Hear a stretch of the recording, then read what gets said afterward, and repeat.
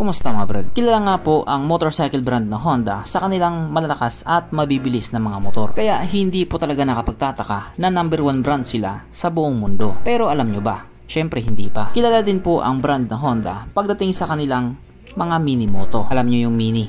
Yun yung madami.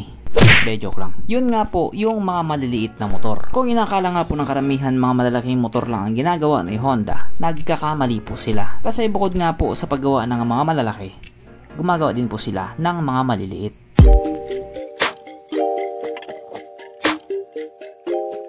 Pero syempre bago tayo magpatuloy, kung bago ka pa lamang napadpad dito sa aking walang kwentang channel, huwag ka na mag-subscribe. So yun na nga, para nga po doon sa mga hindi nakakalam, gumagawa po ng mga mini moto si Honda. Kaso lang ang masakit na katotohanan, karamihan po doon wala sa Pilipinas. Karamihan or parang lahat nga siguro. Kung meron man dito, baka nag-import yung mga tao. At isa nga po sa mga mini moto na ginawa ni Honda na nilabas sa ibang bansa pero wala sa Pilipinas, wala iba kundi ang kanilang Honda Navi 110. Alam ko karamihan sa inyo hindi talaga kilala ang motor na ito kasi nga wala naman siya sa Pilipinas. Pero syempre may mga tao pa din na kilala din ang motor na ito. At baka nga din siguro isa ito sa mga motor na hinihintay mo. At kung oo, hinihintay mo rin ang motor na ito, mas maganda siguro wag mo na lang hintayin ang motor na ito. Kasi nga sa ngayon mukha wala talagang plano si Honda na dalhin ang motor na ito dito sa Pilipinas. Samantalang matagal na siyang nilabas doon sa Western country. Sa Amerika ba? Pero kahit ganun nga po, pag-usapan na naman natin kung ano ba meron sa motor na ito at kung gaano nga ba talaga siya kaganda. So ito nga po ang Honda Navi 110 na mayroong 109.2 cubic centimeter engine displacement, 4-stroke single cylinder, single overhead cam with 2 valves, carburetor type at ito po ay naka-air cooled pa din. Panis yan sa Honda Click 125. Medyo mahirap nga pong paniwalaan na 2024 na ngayon tapos nasa Amerika pa to pero naka-carburetor type pa siya. Pero ang malupit nga po doon, kahit ganun, hindi po sila nagre-reklamo. Yung iba nga nagpapasalamat pa na carburetor type siya kasi nga mabilisan daw buting tingin. Doon din kasi sa kanila, mahal pag nagpagawa sila sa mga motor shop. Syempre alam nyo na, dollars. Kaya ang madalas ginagawa nila, nagdi-DIY sila. Destroy it yourself. O diba, yung mga kano hindi nagre-reklamo na carburetor type pa siya. Pero pag dito sa Pilipinas nilabas yan, na carburetor type, ay Brad, sinasabi ko sa'yo, mura abutin yan. Mura na may panlalait pa. Hindi ko naman po dinadown yung pagiging Pilipino natin. Pero yun naman talaga ang totoo. Kaya Philippines number 1. Ang kanyang compression ratio 9.5:1. Pagdating naman po sa kanyang power, ito po ay merong 7.8 horsepower at 7,000 RPM, 8.9 Nm of torque at 5,500 RPM. At ayon nga po sa mga puti na top speed sa motor na ito daw po ay kayang tumakbo sa bilis ng 80 km/h. Pero kapag dinala sa Pilipinas yan, panigurado aabot ng 100 kph yan. Aba syempre, ibang usapan na kapag Pinoy na nakasampa.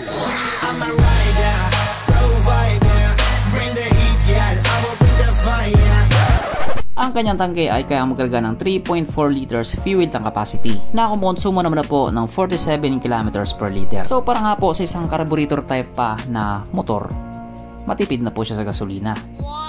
At oo nga pala kung hindi nyo pa napapansin, automatic po ang motor na ito. Ibig sabihin wala po siyang cambio. Scooter ba scooter, pero yung itsura niya hindi po scooter. O diba, maski kayo hindi nyo akalain na nakapambelt yung motor na ito. Kahit ako man din, akala ko nung una may cambio siya. Pero automatic pala. Ang sukat ng niyang gulong 90/90/12 sa harap at 90/100/10 sa likuran. At parehas nga po itong naka-tubeless. Pagdating naman po sa kanyang braking system, ito po ay naka drum brake sa harapan at drum brake pa din po sa likuran.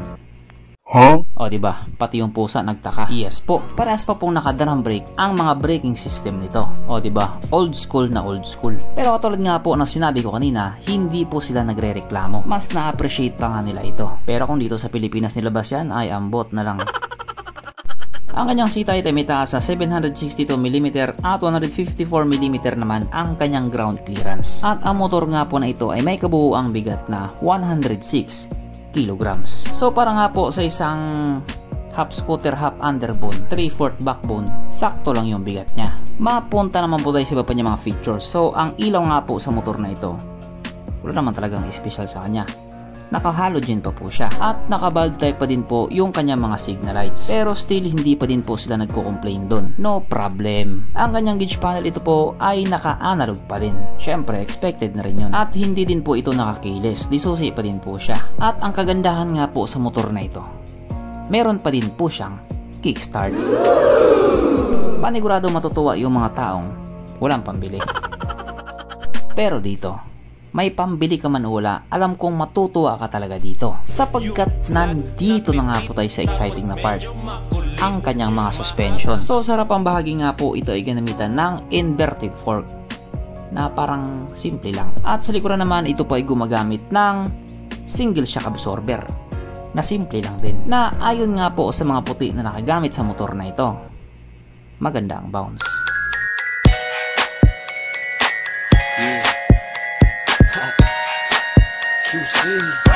Siyempre dahil ayokong nabibitin ka, meron pang isa.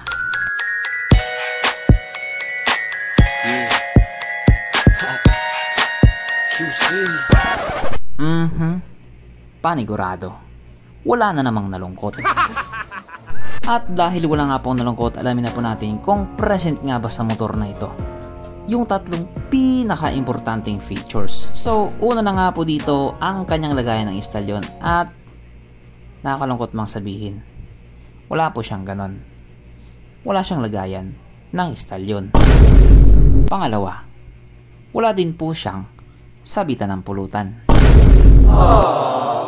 At oras na nga po para sa ating Red Horse check ang pinaka-importanting feature sa isang motor. At ayon nga po sa aking masusing pag-aanalisa, ang motor na ito ay kayang magkarga ng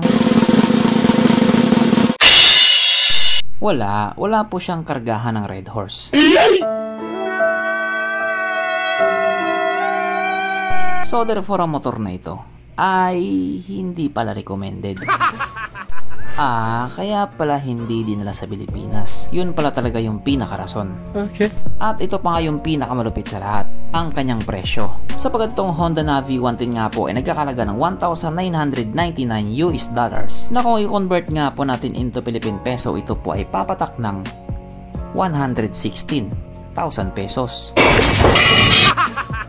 So para nga po sa isang motor na walay hinungdan or motor na walang ganap, napakamahal po talaga ng presyo niya. Di ba nabuang to si Honda? Dito nga po sa mga presyo to, dito na po nagre-reklamo yung mga Amerikano. Namamahalan din po talaga sila. Yes po, nagre-reklamo din po yung iba. Hindi naman po kasi porket Amerikano marami ng pera o mataas nga yung sweldo sa kanila, pero mataas din po yung cost of living nila. Kaya madalas tinatanong nila, what do you do for a living? Na ginagaya nga po ng iba.